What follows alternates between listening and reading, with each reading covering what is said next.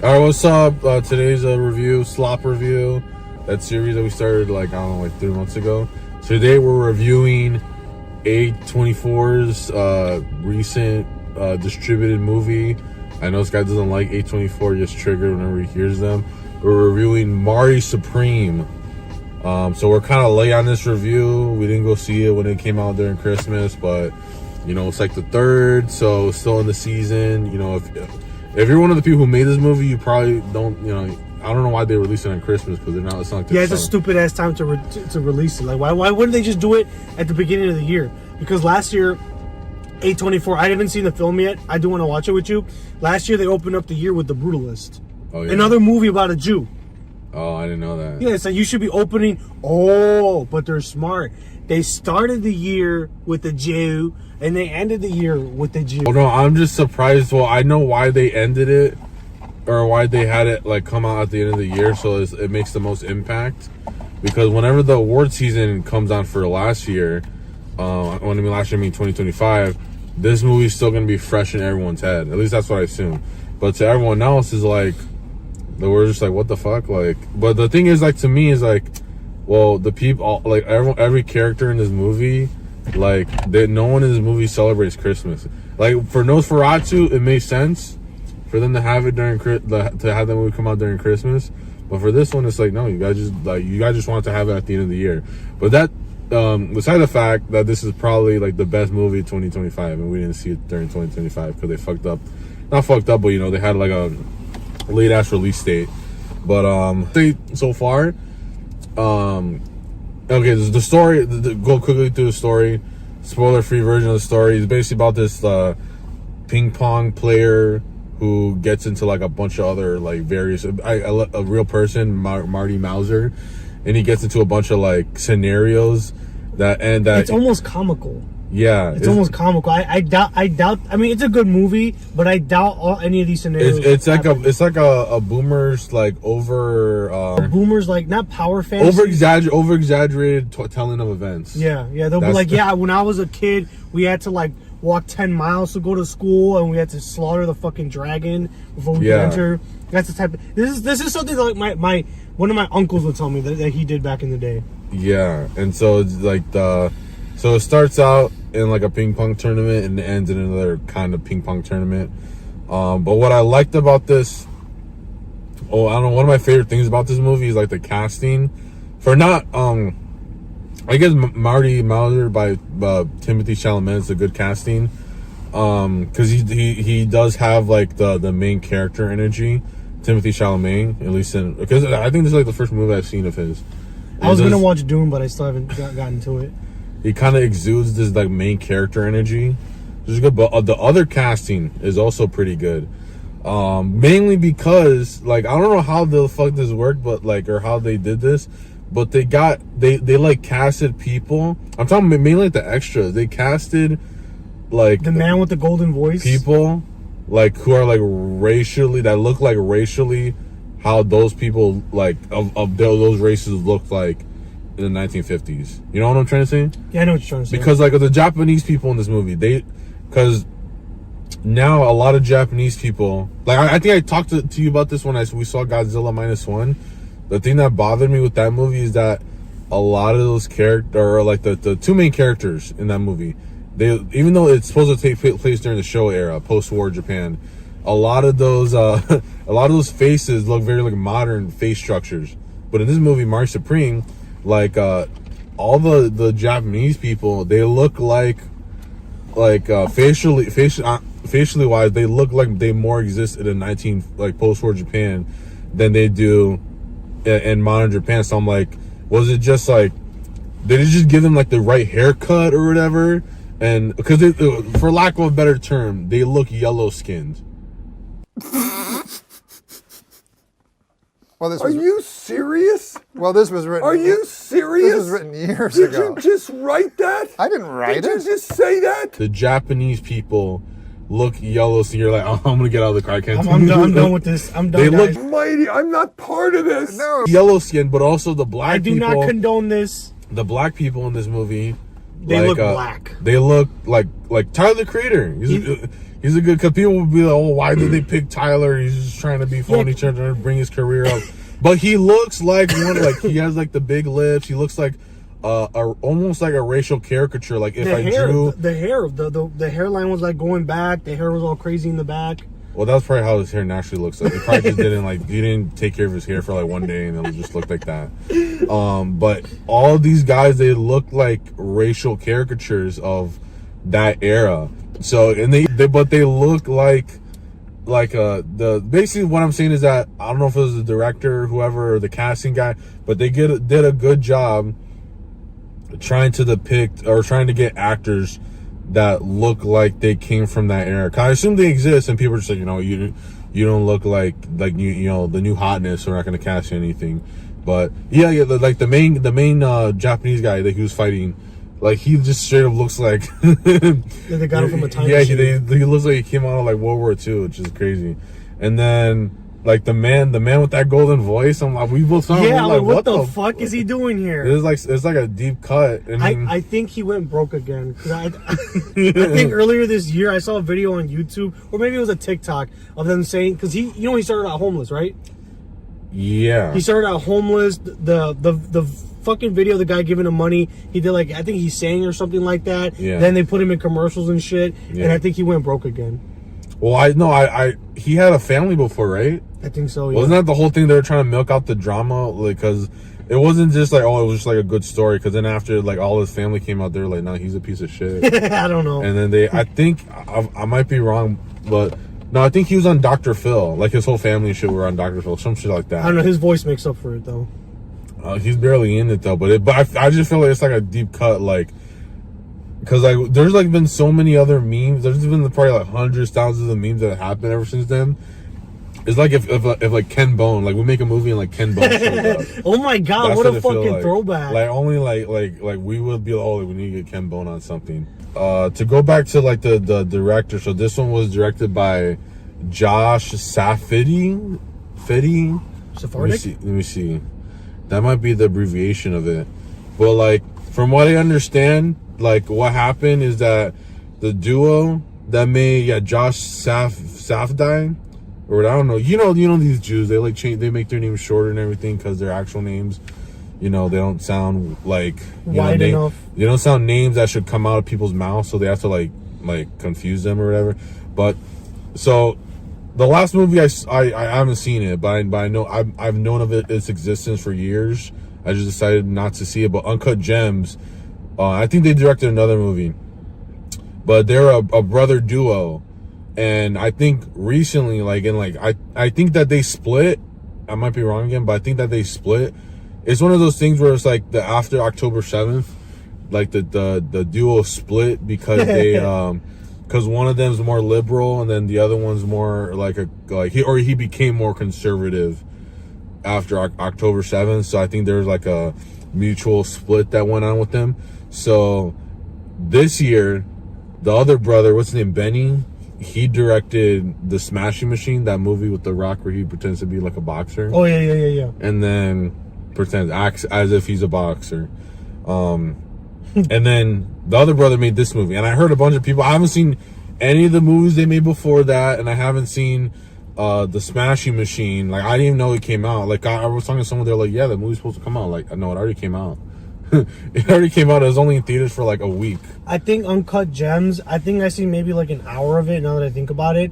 Because I remember I never finished it. And it kind of has the same energy of this movie. Like everything's like fast paced. There's like 1,000 fucking things going on. All this movie, there's also the very high energy, just like I love movies like that. I feel like that's what we're missing today in movies. Well, I think what it's doing is trying to make up for the fact that it's like a movie, but it doesn't have like fucking like MCU shit in it. So they have to be like, oh, what do we do? We gotta like, and it's not like an action movie. You can't just have like explosions and shit. So they're like, how do we still get like the audience's attention? It's like, okay, we need to make everything like fast paced and everything, because either that or you're gonna like, it feels like if it's not super fast paced, it's like, okay, why am I not just watching this in fucking Netflix or whatever? I think that's the reason why this movie try to like kind of like up the ante every single time and shit. Yeah, it was high energy, and I miss that in movies because I have like this thing that I fucking hate, and I feel like A24 is kind of not just A24, but most modern movies, everything's a deconstruction. Everything's a fucking deconstruction, and I'm so fucking tired of that already. Like, how much more shit can you deconstruct? Can we make a movie deconstructing the idea of deconstruction? I'm so fucking tired of that. I honestly do think that movie, next to probably like One Battle After Another, those are probably like the best movies that came out of 2025. Then I still haven't seen Brutalist or the boxing movie with The Rock, but I think it's one of the best movies. It's high energy. It's like you're constantly being stimulated with something, but it's not like in a Marvel slop kind of way. It's like in a high energy, like this is what it's America like you gotta keep up. Yeah, that's what because the first half of the movie I kind of wasn't fucking with it, or I was enjoying it, but I was still like I felt like it was trying to give you that like boomer messaging, because like Marty's character, all he's doing is just like, you know, he's just like being like a hustler, you know, building himself up, like getting connections and everything, pulling himself up by the bootstraps. Yeah, so it was kind of like giving like that message, I felt like, at the beginning. Yeah, because the dog sequence, that doesn't spoil the movie, right? Are we spoiling the movie or no?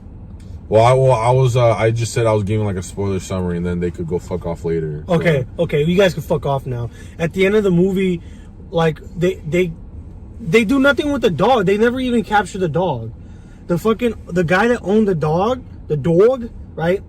They go to the hillbilly's house to go grab the dog because they kidnapped the pregnant bitch, and then she leads them to where the dog is at. They get there, so he has one of his Goombas sitting in the car, and then another Goomba goes, checks inside the window, and then he's like, "Hey, I think I see the dog," and then he gets his fucking head blown off.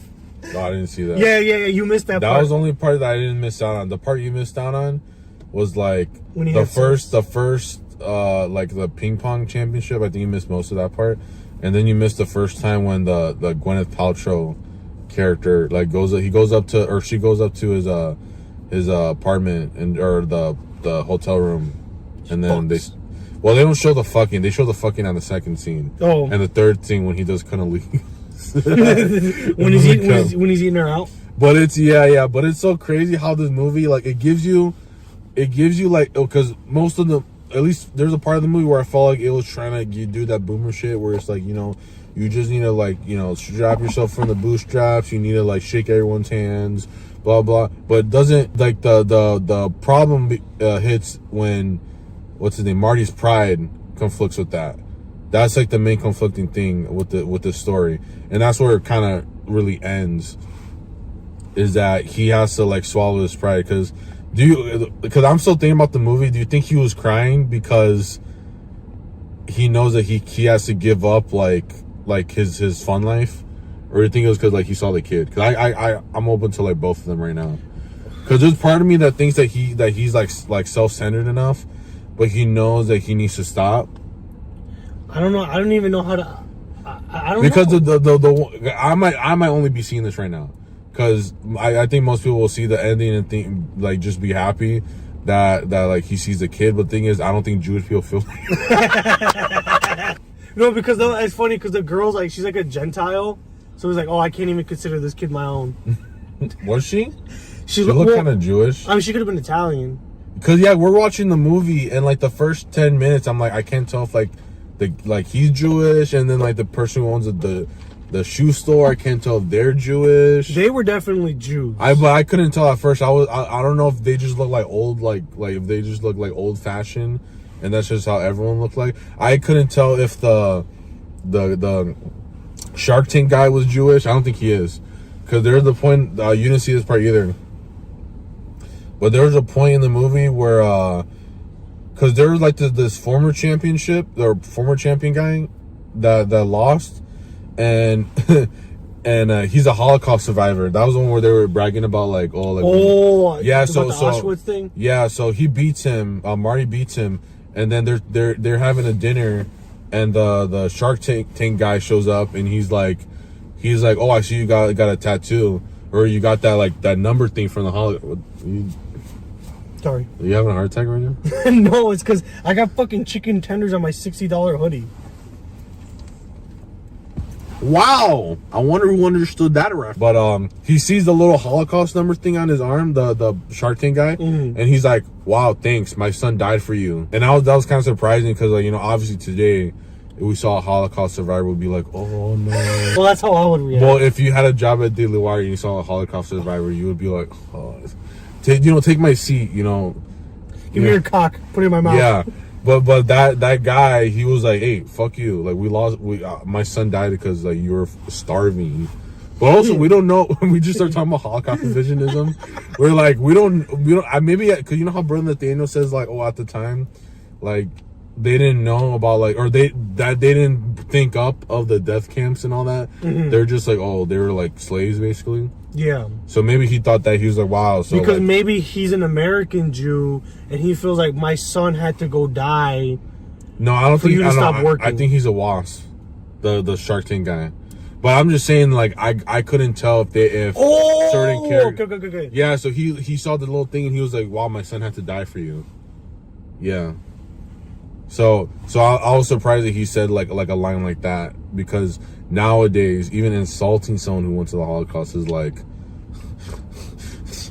you just like start passing out. But I don't know, I think like that's what I couldn't tell. I couldn't tell like who, if they were Jewish or not. And then like in that scene when like after the second time, him and what was her name in the Iron Man movies? What was her name in the Iron Man movies? Oh, Kirsten Dunst. I'm fucking stupid. Pepper Potts. Pepper Potts. Like, we like saying that. We like just like calling them by their Yeah, Marvel names. Yeah, you know that's like a thing they say Mexicans do. Like they don't ever call actors by like their name. They'll be like, oh, like you'll be like, oh, did you see the new Robert Downey Jr. Film? Yeah. They'll be like, dog, you mean Iron Man? Yeah. There's only like one person where it's like I feel like Tom Cruise. That's the only one where you got to be like, oh, it's the new Tom Cruise movie. Everyone else is like, nah, it's like the Iron Man. Or even Bobby. Robert De Niro. Yeah. But there's a scene of the movie where I left and I went to go get a soda, and then I was watching the TV and it was like Gwyneth Paltrow made her or came out of retirement for them. I'm like, what the fuck? You did not.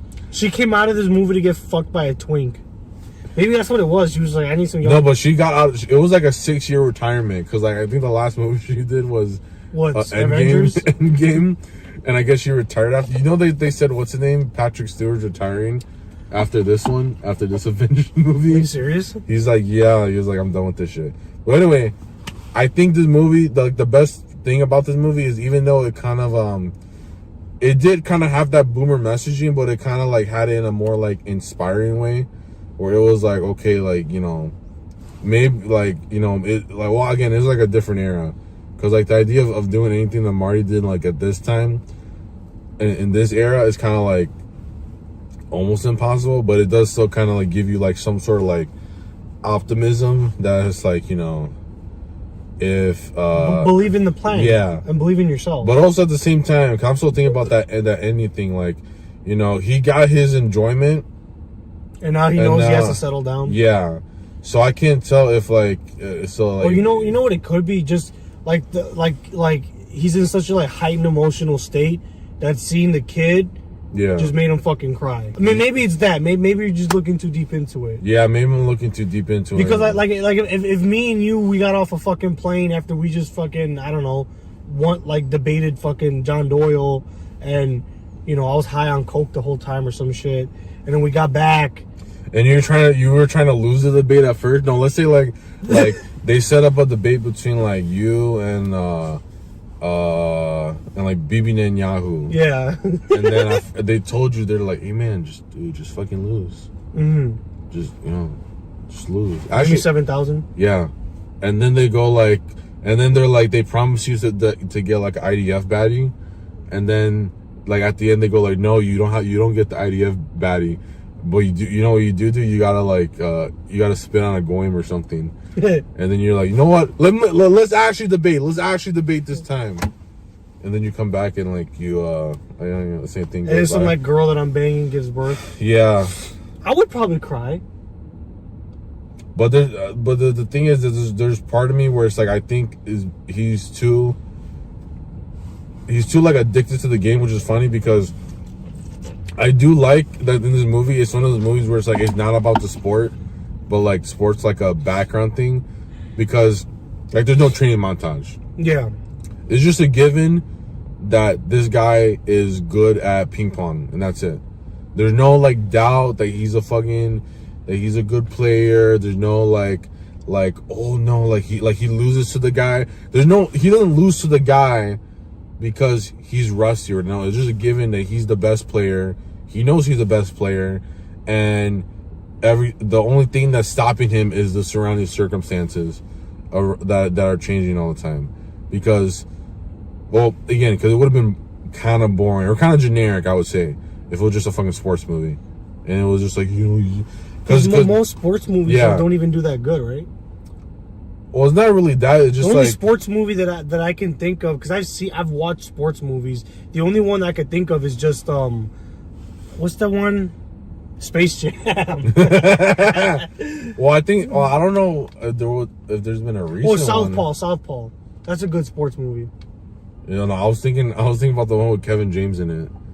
Well, I mean, the other brother. No, Here Comes the Boom. That's like an MMA movie. You've never seen that movie? Nope. What the fuck? Only a Jew would be obsessed with fucking ping pong. What do you mean? They had like a bunch of other races. Oh, and then there is a scene. But I'm saying, like, if it was an Italian or a Mick or even a Mexican, who the fuck? What type of white person would be obsessed with ping pong? Their thing is like baseball, football, hockey. Mexicans like soccer, boxing. Black guys like football, basketball. Only a Jew would be obsessed with fucking ping pong, because it's not as much, because you're just doing this. There's no like actual fucking physical, you know. Because in basketball, niggas get pushed. Same thing with football, you get tackled. I think we're gonna have to do like a session of like wing ping pong, and then we're gonna have to like come back to that. Because there's moving around. Like we literally saw they were moving around. Well, I'm saying, but like you're not gonna get fucking hit hard. That's like a goyish sport to, like if you're a goyim, you're gonna play a sport where you get hit. I think there's some people where they don't want to get to the middle. They would rather have like various levels of severity. So like one that's like a minimum severity is like golf, ping pong. What's another one where it's like very light sport, like light damage wise, like, or like even light on like your body, like low cardio sport. No, I think there's some people where it's like the only sports they're into are like the soft ass sports, and then like the hard ass sports. So it's like I think Trump's like that. Like Trump, he fucks with golf, and then he also fucks with UFC. Oh yeah. Because it's like everything in the middle is just like, why the fuck are you doing that? I think that's like more of a high IQ thing. To like, what do you think about tennis? You think tennis is like the same thing? Cause I think tennis is a more high IQ. When we mean high IQ, we don't just mean white. That's exactly what we mean. Yeah, I'll put tennis in that same category. The only thing that separates it from ping pong is that you're outside. Yeah, so like the ones with like high severity, I mean, I think those ones are more for like, you know, like bottom level, low caste, you know. I would never want my son playing football. Boys. My son is never going to play football. What do you mean? If you're watching this, you're not playing football. I don't care what your mother says. Do I look fucking not Muslim Sikh right now with this? It's because my hair doesn't just fall into the void, to the black void. So I just look. So when I was wearing this, I looked fucking like I had like a turban on. Nigga became Muslim and shit. Well, they're not. Sikhs aren't Muslim. Well, they're Muslim mixed with Hindu. Don't they hate Muslims? Yeah, but they're still Muslim mixed with Hindu. That would suck. Imagine hating someone, and then you're also that person plus you're Indian.